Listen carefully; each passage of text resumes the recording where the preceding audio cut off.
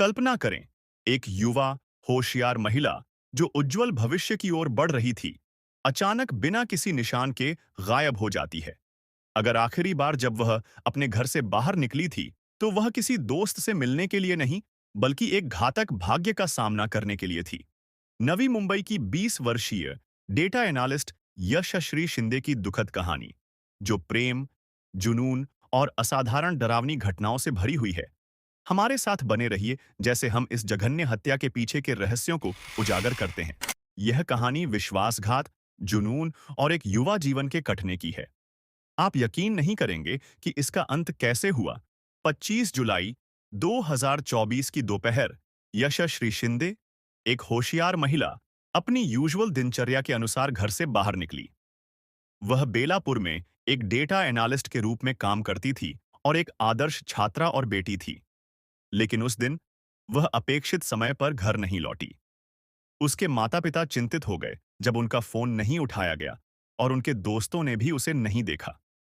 एक missed call से शुरू हुआ यह सिलसिला जल्द ही माता-पिता के सबसे बुरे सपने में बदल गया। क्या हुआ था यशश्री के साथ? वह क्यों गायब हो गई? उसकी कहानी अभी भी सबसे डरावने तरीके से सामने आ रही थी। कुछ घंटों बाद एक पुलिस अधिकारी को एक डरावना कॉल मिलता है।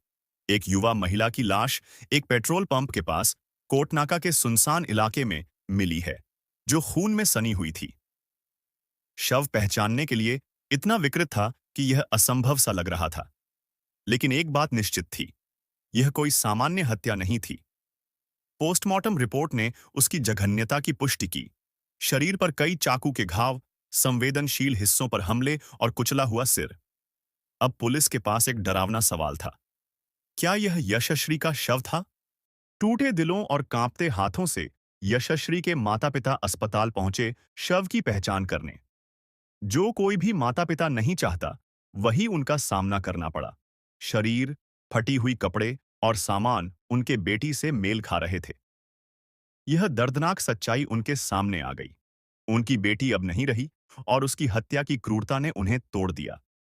जैसे-जैसे पुलिस ने इस मामले की जांच की, उन्होंने जाना कि यह सिर्फ एक यादृच्छिक हिंसा का कृत्य नहीं था। यह कुछ व्यक्तिगत था। लेकिन किसे यशश्री से इतनी नफरत थी कि वह यह कर सका? जांच में कुछ और भी अंधेरा खुला। 5 साल पहले यशश्री को एक आदमी ने परेशान किया था, जिसका नाम दाऊद शेख था, जो एक बस कंडक्टर था। उसने उसे पीछा किया और उसे तंग किया। यशश्री के पिता की शिकायत पर पुलिस ने उसे पॉक्सो एक्ट के तहत जेल भेजा। लेकिन कुछ महीने बाद दाऊद को जमानत मिल गई और इसके बाद जो हुआ वह बहुत अजीब था। यह जानकर पुलिस को इस मामले की परतें समझने में मदद मिली। यशश्री के कॉल रिकॉर्ड से 2 नाम सामने आए, दाऊद और एक अन्य आदमी जिसका नाम मोहसिन था। क्या यह एक लव ट्रायंगल था जो बहुत गलत मोड़ पर पहुंच गया?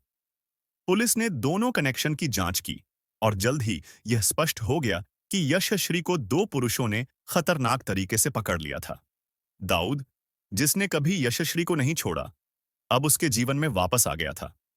यह एक खतरनाक जाल बन चुका था। 25 जुलाई की रात यशश्री और दाऊद एक सुनसान जगह पर मिले, शायद डर और दबाव के कारण। इसके बाद जो हुआ वह भयानक था। दोनों के बीच बहस इतनी बढ़ गई कि दाऊद ने उसे चाकू से हमला करना शुरू कर दिया। लेकिन इससे भी उसे संतुष्टि नहीं मिली। उसने एक भारी पत्थर से उसका सिर कुचल दिया और उसकी जिंदगी को एक भयानक तरीके से समाप्त कर दिया। यह एक जुनून नहीं था, यह एक मानसिक टूटने का परिणाम था। यशश्री के आखिरी पल डर से भरे थे। दिनों की खोज के बाद पुलिस आखिरकार दाऊद को उसके कर्नाटका स्थित गांव में पकड़ लेती है, जहां वह छिपा हुआ था। दाऊद ने पुलिस को जो खुलासे किए, वे इस मामले को एक नए कोण से पेश करते हैं। उसने बताया कि वह यशश्री से शादी करना चाहता था, लेकिन जब उसने मना कर दिया, तो उसने मानसिक उत्पीड़न और धमकियों के साथ उसे ब्लैकमेल किया। उसकी हत्या सिर्फ एक अपराध नहीं थी, यह एक मानसिक टूटने का संकेत था।